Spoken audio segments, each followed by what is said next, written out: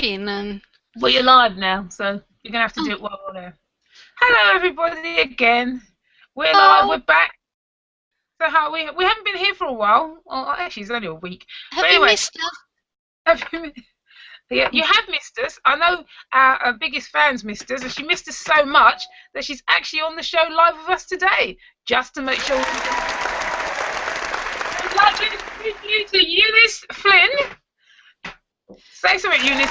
Yay! I think we've lost her. Oh, she gone already? I think Google Hangouts have frozen and we've lost her. Okay.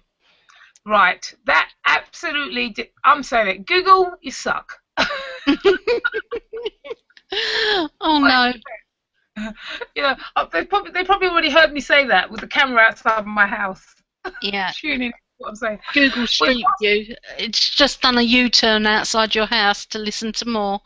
And we've not got Eunice Flynn here like we anticipated.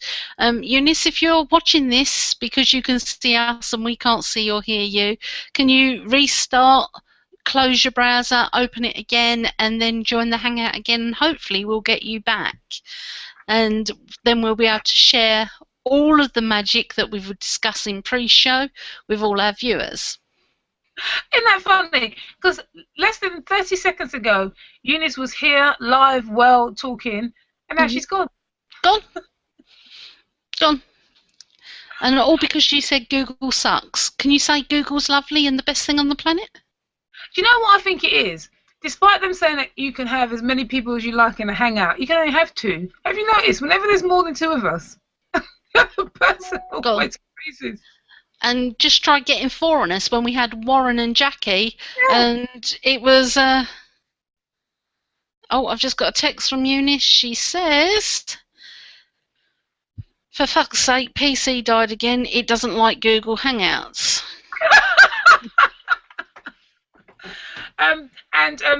For beep beep's sake. Beep beep. She did abbreviate it. I said it out loud. Just in case your kids are listening, you know, we haven't got an 18 certificate on this. But anyway, we haven't. No, I didn't. Oh, what? darn. So is she going to come back? Does that mean I think she's going to reboot her computer and come back on. I can only hope. Either that, or we'll move over to our new toy called Oovoo. That's OOVOO.com, and we will record it and then upload to YouTube. And it won't be live and it won't have the sound effects. But you know what? We'll be able to interview our guest. Do you know what? I like Oovoo. I like Oovoo. I like Oovoo better than I like Google Hangouts. Well, that wouldn't take much. But also better than I like Skype. I think it's great in comparison to Skype. You can do so much. Have you seen that Skype when it does this? Mm. Yeah, don't do that. It never does that.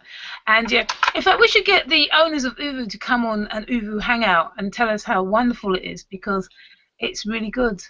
It is. I will try and reconnect with them because I did have dealings with them some time ago. Just another text from Eunice. She's going to attempt to give the Hangout a try from the phone rather than the computer, as it doesn't seem to like it. How's that work then? I didn't know you could phone them. No, you download the app and then she can try and connect. I thought she meant from the landline. As you can see, we've had a little bit of sunshine in the UK, and it's totally fried all of our brains. Nothing at all is making sense to us. No, it's not sunshine that fried our brains, Sarah. It's deep disappointment. You know that we've had sunshine when we've got all those wellies in to flog on Amazon. Now that England are now out of the World Cup, failing a miracle, that we've once again proved that our football team are rubbish and that we don't stay in the World Cup longer than 2 games. And I think that kind of general malaise in the community is just translated into a brain freeze. You know, it's a more deep mourning. Not that I like football, but you know, your national team, it is a bit embarrassing, isn't it? Go out to Croatia. Let's put it into perspective. National men's team. There you The go. women's football team have actually won the World Cup. I believe they won it in 2010 or 2011. I can't be more specific because I only heard about it in retrospect. The women's cricket team wins stuff. Do Yeah, we parade buses around London and give them front page of the Sun? Do we? Heck. No, we don't do anything. We bury it because who would want to celebrate women winning something when we're just a nation of celebrate our losing men after we pay them £1 million a week to kick a ball around a pitch? Cough. This is very dear to your heart there, Sarah. Very dear to my heart. I tell you, I am for footballers going on performance-related pay. If they don't win a match, they don't get paid. I reckon they'd play a lot better if they had to play like that, actually. You know, you should ring up the England team coach and the manager and suggest it to him that, you know, do they get paid to play for England as well as their club sides? They actually get paid to play for them. Mm-hmm. Yeah. I thought it was like a scripture that you actually just do it. No, I think it's a great honour to play for your national team. To say that you've played for England is something on your CV that you'd want to have, you know. If you said, oh, I'm a goalkeeper for West Ham, or, oh, I'm a goalkeeper for England, you know, which one are you going to be more interested in? Yeah, but then, so why do they pay them? Isn't the honour itself enough? I didn't realise they actually got money as well. Well, they get sponsorship deals, they get everything, didn't they? Well, yeah, well, you know, if I was a sponsor, I'd say, you know what, performance related, you don't win, we're not paying. Who wants to watch a loser? Well, exactly. You know, we spent a bucket load of money putting out bunting, buying little St George cross flags. Well, even last weekend I had a party. You know, we had beer, we had fun, we had neighbours, we had friends over, and you know, we'd had more fun by 11 o'clock than after 11 o'clock when the match was on. You know, we just couldn't wait for the darn thing to get over because we were so disappointed. Well, if that's bad, you should see Nigeria playing. It was like watching paint dry, thinking, I think you can play worse if you just stood still. But look at the Italians. They fielded a reasonably good team. They played a couple of good matches. They know they're getting through to the next round. The same with the Brazilians and everybody else that's got a decent team, which happens to be all the rest of the world except for the USA and Canada. They don't seem to have any decent football teams. Maybe it's because, like, you know, they're our descendants that they just don't be able to generate a decent football team. And, you know, there's all these European teams, and even Spain did incredibly badly. You know what it is, Sarah? So all our league players, the best league players that we've got, belong to other countries. So we've filled them in. So when it comes to the World Cup, all these people are making the league win. Just go back and play for the home team, because the guy who scored against England yesterday plays for Liverpool, doesn't he? So so you know, so they get trained up over here, learn really great football, and go and play for them. No, I think they get trained up in their native countries. They come and play with their colleagues over here for teams like Liverpool and Arsenal and Chelsea. I mean, is there any native English people on the Chelsea team? And they go and they learn how their colleagues play, and they know their strengths and their weaknesses, and they know everything about them. And then when they play against them in a national game, they use their intelligence against us, and then they just beat us 27-0 or something, right? We should put a complete and utter ban on players that are not English coming over here, playing in our Premiership and all of that. I mean, yeah, matches will be crap, and, you know, Man United will still win everything, and so will Chelsea. But at least our players ain't training all of the agents, not agents, footballers from foreign countries like Italy on our weaknesses. At least we might be able to slip 1 or 2 goals in. You can tell women shouldn't really talk about football, especially when they don't watch it. I've got a better idea. I think we should only allow overseas players from teams that are worse than us. How's that going to lift us up? Surely all these better players would be bringing their skills, and our people would rise up to it. So, like some countries, you know, like I've got like Cameroon and Nigeria, and Ghana, I've got 1 or 2 players that play over here. They're really good, but they're not good national teams. So if we did it that way, if we looked for good overseas players at crap national teams, Well, that would be a win-win. Right, so let's move on to some really pressing issues. Wayne Rooney, when's he going to go on a diet? How can he run around the field with that weight? Has somebody not said to him that he should be trying for muscle and not lard?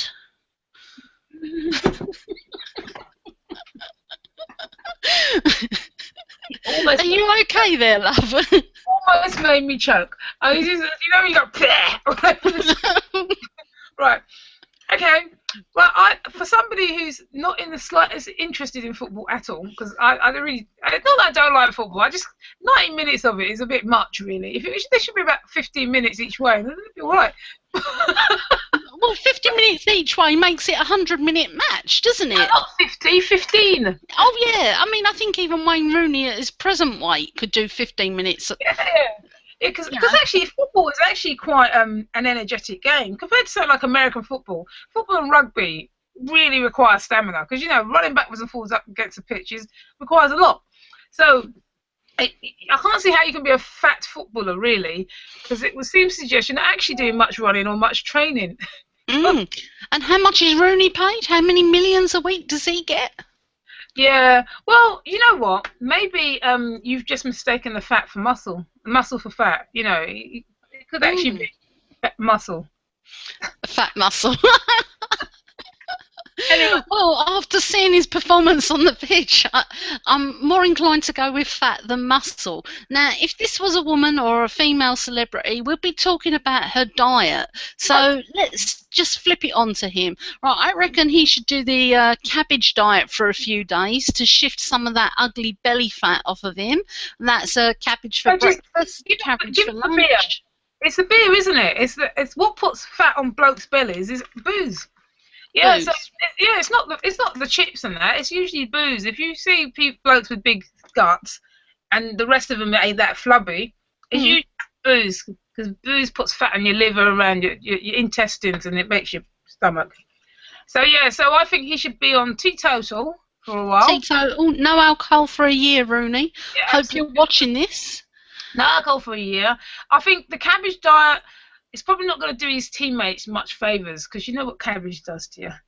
Well, maybe he should have the cabbage diet 48 hours before he actually plays an international match. It means that he'll have a clear aura around him and nobody will come within a 3 feet radius. Actually, that's quite a good strategy, isn't it? The flatulent play. What play? The flatulent move, okay? Yeah, forget 4-4-2s. We're just going for the straight F. Right. For people who are watching this show expecting us to be talking about social media. Yeah, we're really sorry to disappoint you this week. No, actually, no, Sarah. I wasn't going to say that. I said, well, actually, this is related to social media because social media is about entertaining your audience. And so you can't just be out there all the time talking about what interests you. Sometimes you have to talk about what's going to interest them. And quite frankly, the whole world is watching the World Cup. So this is going to have interest. You know, we in fact, if you've noticed most people's promotions, in some way or another, they've tried to link it to the World Cup. You know, sort of yeah, in England, we have this. If England win the World Cup, you can have your purchase entirely for free. Just keep your receipt. Now, all the retailers do this for their big items because they know there isn't a snowflake's chance in hell of England winning the World Cup, and they have to part with any kind of refund. You know, Mercedes were offering free Mercedes-Benz for anyone who bought one, and England won the World Cup. Yeah. I mean, I've got to be honest, if I had a spare 30-odd grand sitting there, I'd go out and buy a Mercedes-Benz on that chance if it was any team other than England, because, you know, I would be in with a chance on any team other than England. You know, we haven't done well since 1966 when the World Cup was played in the UK and we won it. And that's it. That's because our team was acclimatised to our humidity, our turf, and they managed to win. So that was the last time we've won. And we've only got into the second rounds, quarterfinals. I don't think we've ever been in a semi-final, apart from when we won. So I don't think England's ever qualified for a semi-final. because the last time they almost did was when they played. No, there was a time they played Argentina and they didn't do it because of the hand of God. And then there was I was in a restaurant at the time. I was about 10 years old. Yeah. How long ago was that? Well, that was 32 years ago. 30 it was years all the time. ago. Yeah, I think that's the last time they were in the semi-final. And all the other times they've sometimes got to, well, they haven't even got to the quarterfinals this time. Yeah, so if you took Mercedes up on their offer, you've still got to pay for it. You've still got to either take it back to the showroom or carry on paying your money for the car. You know what? We missed a big trick. We could have offered £1 million prizes for people who signed up to a lottery or something. You know, like a raffle. Mhm. And won the World Cup. So if you give me your contact details for your chance to win £1 million should England win the World Cup. I think great promotion. Yeah. We've got 4 years to perfect it for next time, because let's face it, in 4 years they're still not going to win. We've not got no youngsters up and coming. We've not got no great players that just need a bit of love and nurturing. We've got nothing. And there's no one in the pipelines, despite all the investment. Who the papers talking about? Yeah? All the papers are talking about is Rooney. All right. Yeah. Well, yeah, that's a real shame, because there's no homegrown anybody in the wings. No. Oh, well, that's quite disappointing, really. That's kind of put a real damper on it. 4 years from now, we're still going to be as rubbish as we were. And then 4 years after that, we'll probably still be as rubbish. But maybe in 20 years' time, we'll have a decent team. Providing, if you're watching this, you go out and you drill your children 24/7 how to play football. No, I've got an even better idea. How about in 8 years' time, instead of having a male World Cup, we have the female World Cup that is globalised like this, and FIFA take that over, and then we'll win that because we're already winning that. Isn't the next one in Qatar in 8 years' time? Well, no, yeah. So the only people who are going to win that World Cup are the camels. Because they'll actually play. Oh, they're camels in Qatar. I don't know. It's about 52 degrees. They said they're going to air condition the stadiums. I didn't know you could air condition outside. It's going to cost a lot of money, not exactly environmentally friendly or cost effective. But don't worry about that, because open. Looney Rooney's got his own bodysuit of lard to protect him from the heat. He's not going to be playing in 4 years' time. Isn't he just past it now? Well, I would have retired him too, maybe last time, But no, we like to keep him. I mean, we had Teddy Sheringham playing until he was willed off, wasn't he? How old's Rooney then? How old is he? I don't know, 28, 29, maybe 30. Okay. Well, I suppose he's not that old. We do like to keep them until they're in their 40s, well past their prime. Well, to me, if you can run the length of a pitch for 90 minutes in your 40s, good on your plate. It's hard work.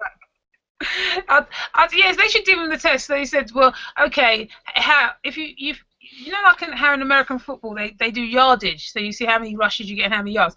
So they should monitor how many yards they rush once you're over 30, and if you don't rush in the game more than the average, then they should retire out, because they know that you're just walking around and not doing anything because you're too tired. Well, I've just looked up Rooney. Apparently he earns $18 million a year. What for? What are we paying him that much money for?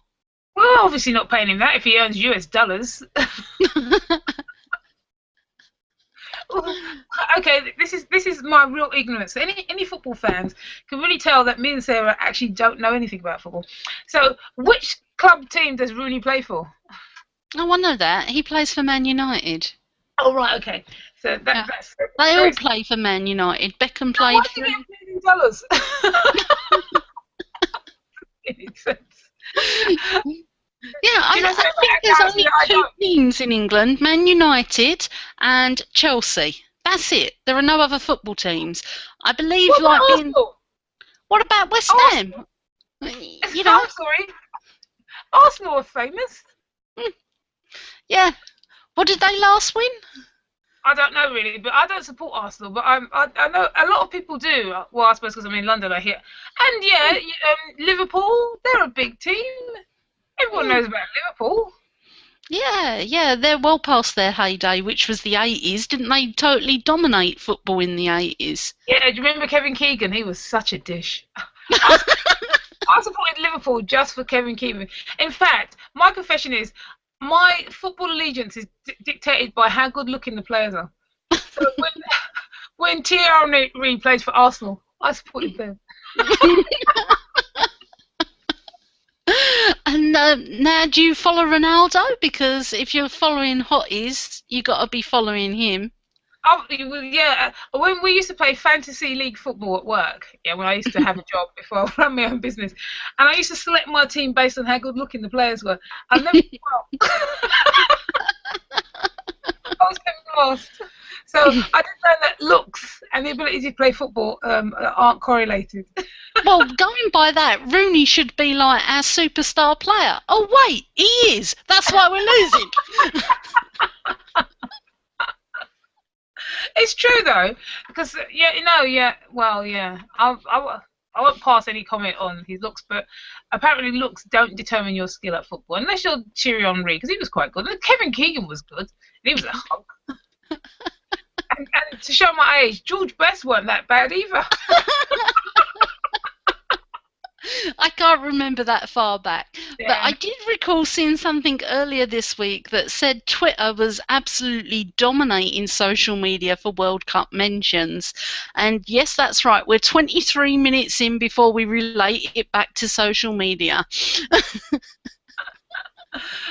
So if you do hashtag World Cup, actually, do you know, have you seen, if you've been on Twitter, so everyone is jumping on the bandwagon, so there is a serious point here, that if there is a global event where there's going to be a lot of traffic, you can piggyback on it, as we call it news hijacking, newsjacking. You can jack the news and try and relate what you're doing to the wider event because people are already looking for it. So if you go on Twitter at the moment, before you sign on, which is quite annoying, you can skip it, but then they every question you have to skip, they ask you who you support. And then you can pick a profile picture that's of your team, so you can change your profile. But obviously, no one in the UK has done that. No, we're like, football? No, thank you. Move on. Let's focus on Wimbledon. We may just do well this year. Absolutely, it'd be far too embarrassing if your profile picture is the English flag today. Yeah. And so Twitter has made a big thing about how you can engage using the World Cup theme. So I'm not surprised they're getting the mentions, but it can, and they suggest people that you can follow who are also fanatics about the team that you've picked. And so again, that's another way to connect with people and widen your reach. And Facebook, they're not doing a similar thing, but there's a lot of posts on Facebook all relating to the World Cup as well. A friend of mine posted a picture I thought was really funny. So he was going down the road and he saw a block of flats, and the flat at the bottom had a Spanish flag. The flat above it had an English flag, and the balcony at the top had a pair of pants hanging over. It's a poetry in motion. How hilarious was that? I don't think it was deliberate. It just happened. So the top of all, they're both pants. But yeah, so this is and again a real opportunity to engage with people around the theme. And he got a lot of shares with that because it's funny. It's also on the theme. It's very topical. So yeah. So despite the 25 minutes where we lambasted the British on their poor performance, did our States and Greavy? Is it States and Greavy impersonation of Match of the Day, the commentators? Oh gosh, yeah, they're old. I gotta be honest, Ola. I don't think we've lambasted them. I think we're brutally honest. We've got fans that travel the world. They go and see playoffs. They go and see qualifiers. They spend thousands and thousands of pounds going to Brazil. And you may have seen the picture that's been sent around Facebook from a group of men from Wales, as in, don't tell our wives we're at the World Cup. They think we're fishing off the coast of Wales, and they've got a big photo. Not anymore. And Obviously, that's they been don't shared. understand social media, do they? But And our fans, they spend all of this money and they're not seeing world class football from our team. They're better off spending the 40 quid and going to see West Ham versus Millwall. It's far more entertaining and there's an awful lot of talk about it afterwards. you know what? My philosophy on football, apart from following the teams with the best looking players, goes like this: I support whoever's winning. Well, it ain't Nigeria and it ain't England, so. So currently I'm supporting Brazil because they seem to be winning. Oh, Mexico. Mexico did quite well. I thought that was a very good game, so I might be supporting Mexico. So yeah, I think if the English supporters followed that philosophy, look for the good-looking players, a bit of eye candy for the lasses, or even the blokes, if you're that way inclined, and follow the winning team. Alert from VI Follow-up call. My thing's talking, so follow the winning team. To Wayne Rooney. Let me manage your health and your diet and your fitness and increase your stamina. Yeah, so we follow the winning team, and there will never be another disappointed England fan. I mean, I think if we said to our fans, actually, you know what, Italy play a bit of a better game, go and support them, yeah? And then they just followed them around the world. At least they get to see some decent football, go to some nice places, go to some qualifiers in some nice countries, instead of traipsing around the mud and all the crap around here in the UK and watching all the fans sitting there in their little Macs on the rain-sodden fields where our teams play, At least they get to see a bit of... really great app. A really great app. It could be follow the winning team. So you download the app. Yeah. Download the app and it automatically changes all your social media updates across all the platforms to support the winning team. Yeah, and on top of that, it tells you where they're playing, so you can book your travel, where they're going, so you don't have to sit in the rain. So who's winning at the moment? Oh, today we're following Italy. There you go. So it's all changed, and then you get your travel thing, and then when Italy don't do so well, who's the next one? Oh, we'll follow them. There you go. I think it would be a fantastic app. I've got to be honest, our national team doesn't deserve the fans. Our fans are really great fans. They travel the world to support them, and what do our national team do? Sit back, eat lard by the bucket load. Yes, Rooney, I'm talking about you again. KFC is more than an acronym for something to eat. Keep fit, child. Well, he is a child to me, So seriously, how do you get to be a fat footballer? Don't they have coaches and physios and trainers? Did they not notice that he was a bit unfit? Or why did they pick him if he was unfit? Because they've got nobody else. Okay. They thought him rolling around the field was a heck of a lot better than somebody else. But I still don't get how he got fat. How do you get fat if you're an athlete? It's not possible. You burn more calories than you eat. Well, that's the theory of it, Ola, but quite clearly he's supping too many beers and eating too many pies and munching too many bags of crisps. And not training, so that's probably why he's got rubbish, because he's obviously not practicing enough. Because, if you practiced hard, you'd be thin and you'd be good. I mean, look at David Beckham. There's not an ounce of lard on him. He's just pure muscle. I've seen the photos. He's pure muscle. And, you might not... anymore.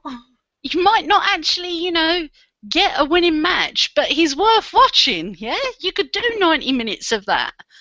He scrubs up well, the guy. So you do what I do, follow the good-looking guys.